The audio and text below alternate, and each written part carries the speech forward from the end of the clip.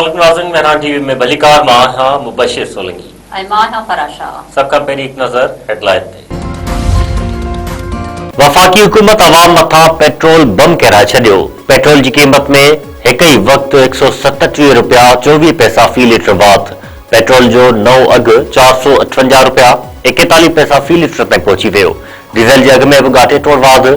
Fee litre ते 184 रुपया 49 पैसा वाधि। डीज़ल जी नई क़ीमत 520 रुपया 35 पैसा मुक़रर। नोटिफिकेशन जारी।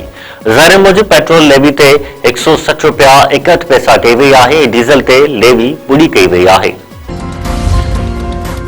गुड्स ट्रांसपोर्टरनि पारां पेट्रोल अघनि में वाध जी मज़म्मत। बारनि में 60% वाध जो ऐलान करे छॾियो। पाकिस्तान गुड्स अलायंस जे सदर मलिक शहजाद चयो आहे त पेट्रोल ऐं डीज़ल जे अघनि में वाध सां मुल्क में महांगाई जो तूफ़ान ईंदो। हुकूमत जे ग़लत पॉलिसियुनि सबबि लखे माण्हू बेरोज़गार थी रहिया आहिनि। नज़रसानी न कई वई त मुल्क जो ट्रांसपोर्ट बीही वेंदो। जमायत इस्लामी पारां पेट्रोल अघनि में वाध ख़िलाफ़ मुल्क गीर तहरीक हलाइण जो ऐलान। जमायत इस्लामी जे अमीर हाफ़िज़ नईम चयो आहे त पेट्रोल ऐं डीज़ल जे अघ में ॻाटे तोड़ इज़ाफ़ो बर्दाश्त जोॻो नाहे। ग़रीब ऐं मिडिल क्लास माण्हुनि खे जेरे मारियो पियो वञे। हाफ़िज़ नईम वधीक चयो आहे त जमायत इस्लामी पेट्रोलियम शयुनि जे अघनि में वाध खे रद्द करे थी। अघनि में इज़ाफ़े ख़िलाफ़ अॼु खां सॼे मुल्क में एहतजाजी मुज़ाहिरा कया वेंदा। सिंध जे क़ौम परस्तनि ऐं GDA पेट्रोल जे अघनि में इज़ाफ़ो वापसि वठण जो मुतालबो करे छॾियो। सिंध यूनाइटेड पार्टी पारां सॼी सिंध में 3 ॾींहं एहतजाजी मुज़ाहिरनि जो ऐलान। सरदार रहीम चयो आहे त अवाम मथां महांगाई जो वधीक हिकु हमलो कयो वियो आहे। हुकूमत जे ग़लत पॉलिसियुनि सबबि ग़रीब अवाम फाका कशी जो शिकार आहे। सैयद ज़ैन शाह चयो आहे त हुकुमरान पंहिंजा शाही ख़र्च घटाइण बदिरां अवाम मथां भार पिया विझनि। हुकूमत जी नाक़िस पॉलिसियुनि जे करे ग़रीब अवाम भोॻे रहियो आहे। QHE सरबराह अयाज़ लतीफ़ पलीजो चयो आहे त पेट्रोल अघ में 137 रुपया फी लीटर इज़ाफ़ो अवाम सां ज़ुल्म आहे। क़ीमतुनि में वाध वापसि वरिती वञे। STP सरबराह डॉक्टर कादर मक्सी पारां बि पेट्रोलियम शयुनि जे अघ में वाध जी मज़म्मत। पेट्रोल अघनि में वाध ख़िलाफ़ मुख़्तलिफ़ शहरनि में माण्हू रोडनि ते निकिरी आया। नंढे शहर में शहरनि ऐं ट्रांसपोर्टरनि जो थरकोल रोड ते एहतजाजी धरणो।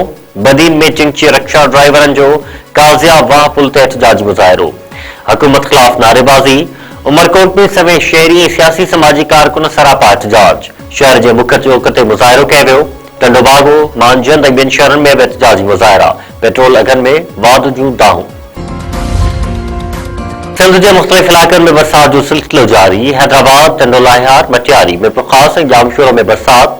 खैरपुर गंदकोट थारूशाह तंगबाणी पडीनन ऐं गंडियारो में ॿिए ॾींहुं बि वसगारो।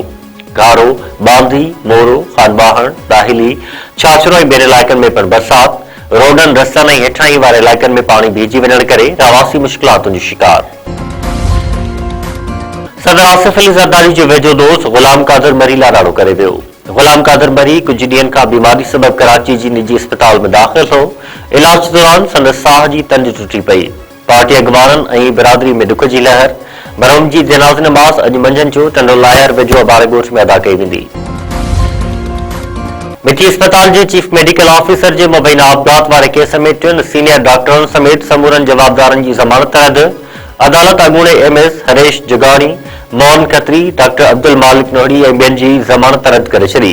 ज़मानत रद्द थियण बैदि जवाबदार कोर्ट मां फरार। पुलिस ॾिसंदी रहिजी वई। सिविल अस्पताल जे chief medical officer Abdul Karim Sheikh डॉक्टरनि ऐं अमले जी मुबैना ज़ियातुनि खां तंग अची आपघात कयो हो।